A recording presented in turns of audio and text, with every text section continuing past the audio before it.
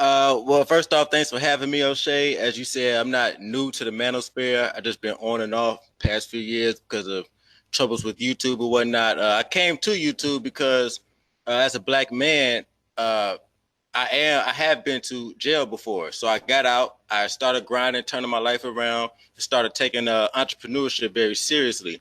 And when I started to make money, I seen that other black men were also struggling with the fact of how to create uh, income outside of their job. So originally, my YouTube channel was made to help black men find other ways to make money. But the black YouTube sector, you're gonna fall into the other traps. Women dating and all that other stuff. But majority of my channel was meant for black male entrepreneurship. I came with the perspective that black men shouldn't be focused on marriage at all or having kids at all because we're so far behind.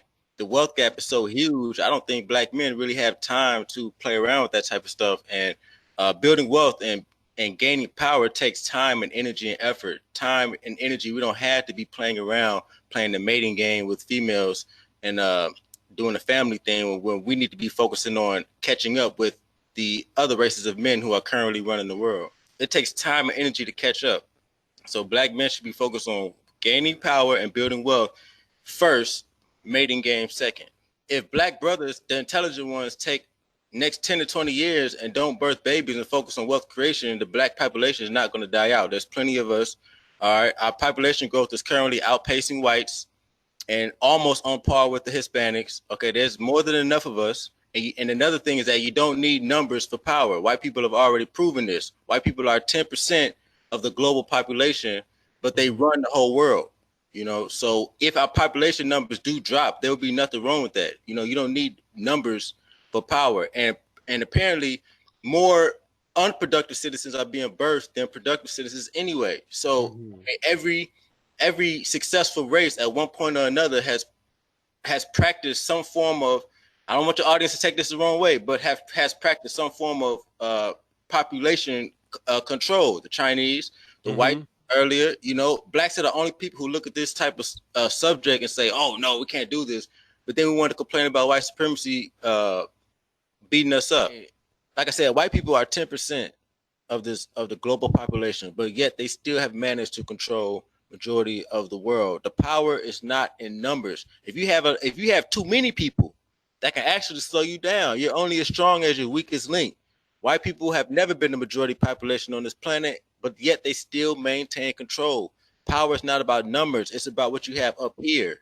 All right. Once that gun was made, it don't matter how many Africans was in the continent of Africa. Once that gun was invented, them few thousand whites were able to take over all of Africa. Power is in the mind, not the numbers. What is so unproductive about the current state of blacks that we have right now? The lack of entrepreneurship rates, the lack of business startups, we don't have any power. Of course, a lot of us work. Like you said, 20% of us are in the military. Most of us who are employed work for the government. Okay, we're not building anything of our own. So that is the main issue. That's why we don't have any power, and that's why the wealth gap is so huge. Working is not enough. Being an employee is not enough.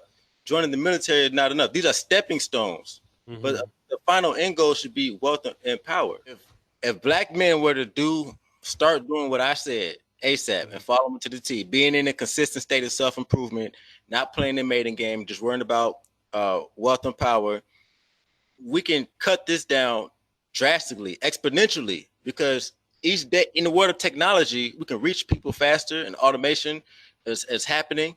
So in the dreamland, if we were on this every day for the next 20 years, we should be able to cut it down by at least half or more, because white people they're in a disarray too. They're not perfect, so we can definitely catch up while they're playing games. America's on the decline right now. All right. America is on the decline productivity wise. This is the perfect time for black men to jump up and jump into the markets of many industries. That's why these Asians are coming over and taking over. They got the highest wealth, they got the highest value of wealth in the country right now, because while America is declining, while white people are playing the games, this feminism and all this stuff, these Asians are like, nope, we're going to take advantage of everything that's going on now. You got Asians buying up property in Detroit and Washington, D.C. Okay, these are things that could be happening. So while America is declining, this is the perfect time to strike. The information age is here. Like anything you want to learn, you can learn. Anything you want to do, you can do. Any certification you want to get, you can get.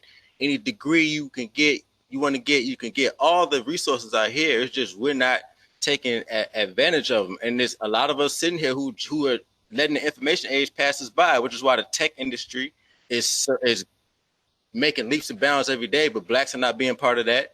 You know, STEM field, science, technology, engineering, mathematics. Blacks are not part of those curriculums in large amounts. Okay, so it's like the stuff is already here, so we don't have to guide anybody anywhere. The information's already here. We're just not being proactive with it. So we need to raise the. That's why when I say intelligence brothers take 10 to 20 years off of having kids, when we do build something and come back to the mating game, we'll actually have a. It's easier to build strong children than to fix broken men. That's what Frederick Douglass said. And right now, you know, everybody who's lost in the culture, you're gonna have to let them go. What percentage of people in the black community do you think are broken? Over half, and that's being generous. Don't be generous. Be Ramil. Probably 80%. 80% of black people are broken. Yes, the reason why I say that because if the goal is not power and wealth, then you are broken. Everybody wants to complain about white supremacy, right? They want to complain about how white people control every aspect of our lives or control the 9 areas of our lives, like Neely Fuller said. But nobody is wanting to fight back to change this. In order to fight back and change this, you have to operate in ways that most of us would say is not right. But you got to combat this type of stuff. How do you combat it? All right, so you combat it by building. I know I keep saying this, but wealth and power is the answer to most of black people's problems. The reason why a lot of black people get killed by the police and nothing happens to them because we don't have that lawyer network, that network of lawyers to fight back for us. The reason why we are incarcerated so much, same thing. We don't have a network. They're not doing the same stuff to the Arabs, to the Chinese, because they have a power base. So until we establish that, we're going to keep being disrespected. And I'm sick of it. I don't know about you other black men, but I'm sick of it. Intelligent black men should stop reproducing and having kids at least for the next 10 to 20 years. As a man, you can physically have a baby until you're 80. It's not like we're not women. You can easily have a kid when you're in your 50s or above. We were gifted that, so we should take advantage of that. We don't have to have kids and worry about that so soon in our lives.